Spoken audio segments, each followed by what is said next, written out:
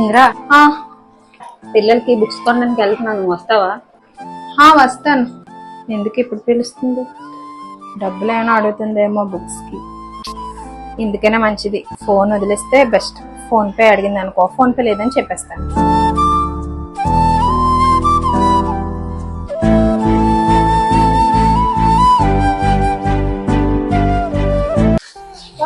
Amount ఎంత అండి?